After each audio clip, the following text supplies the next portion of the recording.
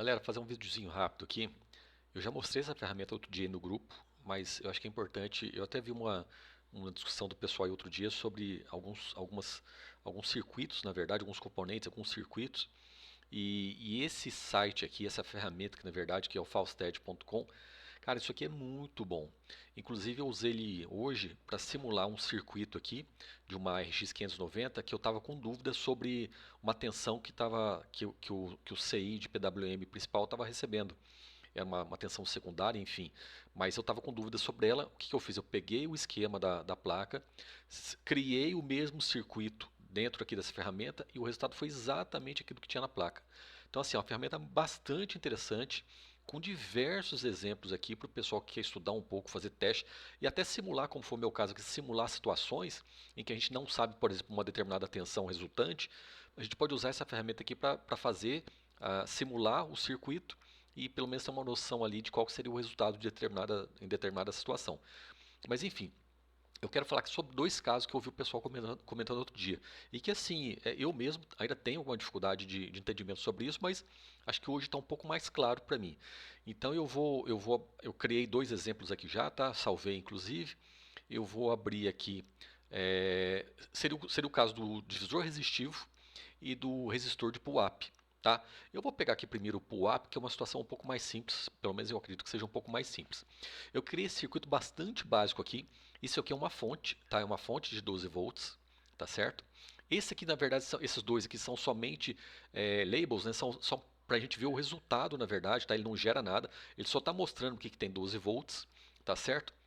Aqui eu tenho uma porta, tá certo? Uma portinha, a gente pode considerar uma porta lógica, e aqui seria o aterramento, seria o ground, tá certo? O que, que vai acontecer nesse caso aqui se eu ativar essa porta? É óbvio, vai fechar um curto total. Então aqui onde a gente tem a leitura aqui de 12 volts, porque a tensão original aqui é de 12 volts, óbvio que isso aqui vai zerar. Vai tudo passar para o ground e vai zerar toda a linha, tá certo? Então, aqui, por exemplo, eu vou só fechar a porta, o que, que a gente teve ali? Ó? Um curto total. Inclusive o próprio aplicativo já diz aqui, ó, caminho para aterramento sem resistência. Zerou tudo, tá certo? Tá tudo zerado. Então o que, que eu vou fazer? Eu vou abrir a porta aqui de novo, vou reiniciar aqui o sistema, tá certo? Ele voltou e eu vou tirar essa sequência aqui, ó, tá certo? Aqui é uma sequência de linha direto, né? Eu vou tirar ela daqui e vou colocar um resistor no lugar, tá certo? Que seria basicamente um resistor de pull-up. Qual que é a ideia do resistor de pull-up? É ele permitir que você consiga zerar um trecho da linha, vamos dizer assim, sem que toda a linha seja zerada, sem fechar curto em toda a linha. Aqui, por exemplo, como a gente viu, se for uma linha direta sem o resistor, fechou em curto e tudo. E o curto foi até na fonte, tá? E a gente não quer isso. Na maior parte das vezes a gente não quer isso. Tá? Nesse caso que quando a gente adiciona o resistor, eu posso fechar a porta aqui que não há curto nenhum.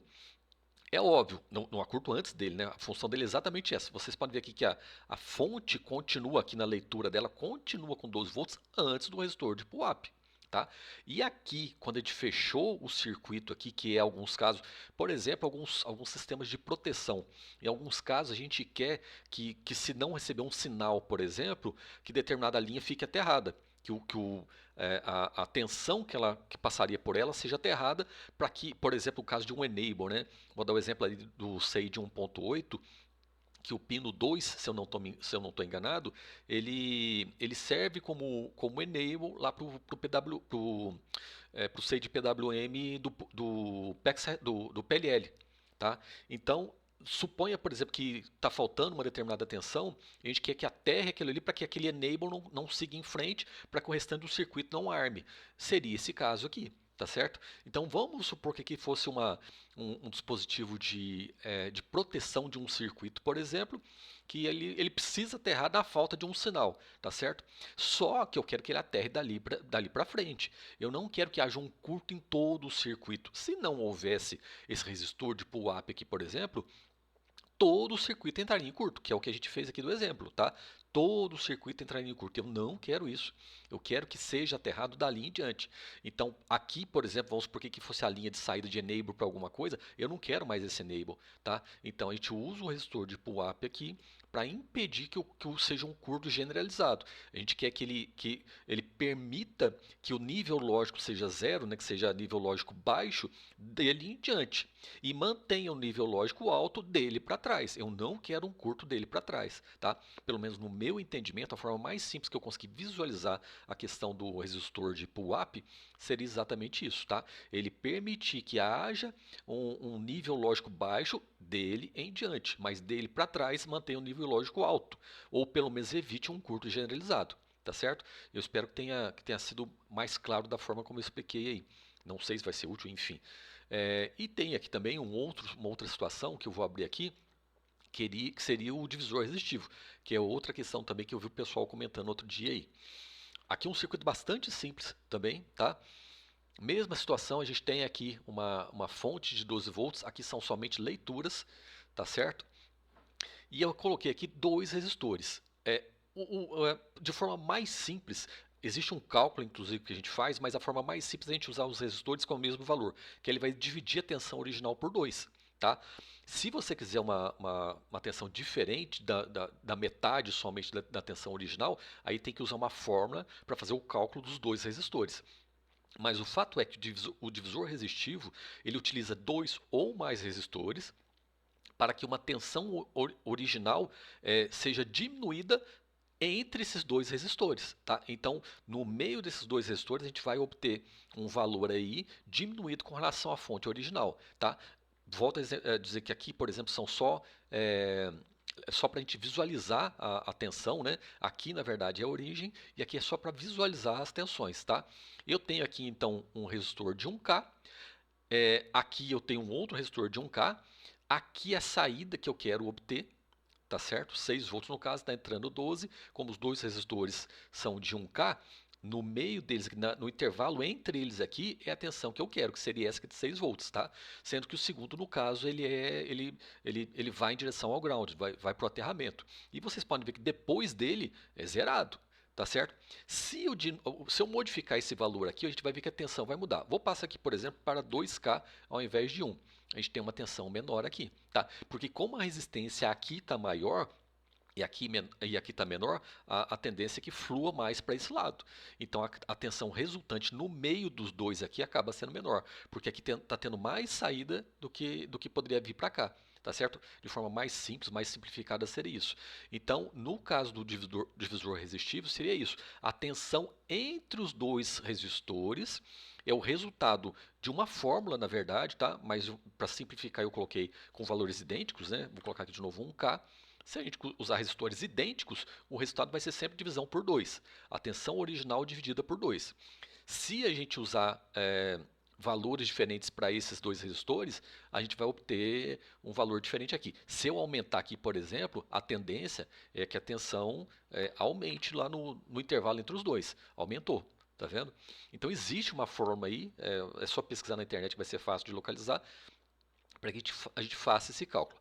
Aí vocês podem perguntar, mas então por que a gente não usa divisor resistivo em mais situações como, por exemplo, o VRM?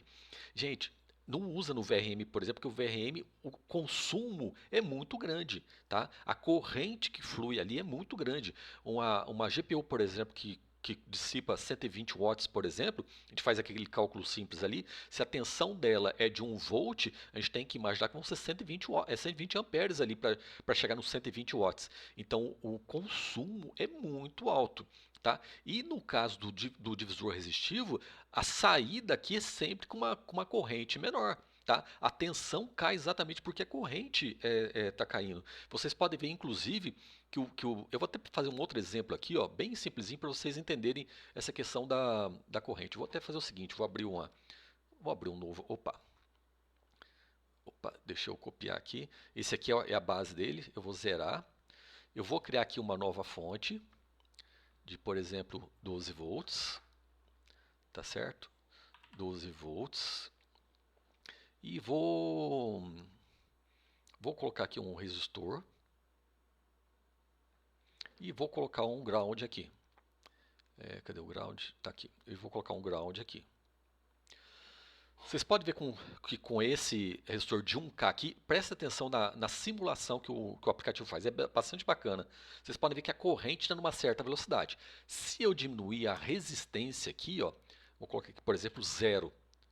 Olha a corrente, o que acontece? A corrente fica muito mais rápida, ela passa de forma direta, tá? Se eu aumentar a resistência, por exemplo, 10K, olha como é que ela fica bem devagarinho, entendeu? Então a gente tem aquela situação também onde quando a corrente, o consumo é maior que a corrente disponível, a tensão tende a cair, tá? Então essa questão do divisor resistivo se baseia nisso. A gente tem uma média ali entre os dois resistores, sendo que um libera menos do que o outro pode consumir. E aí a gente tem aquela variação ali na tensão resultante, tá? Exatamente por questão dessa, é, desse, dessa interação que existe aí entre a corrente, o valor consumido e a corrente disponível para suprir aquele consumo necessário, tá certo? Talvez eu tenha me confundido aqui com relação a algumas coisas que eu falei. Se o pessoal perceber alguma coisa que eu falei de bobagem aí, eu vou até pedir a gentileza de fazer a crítica aí, para que não passe para o pessoal de forma incorreta ainda. Certinho? Valeu!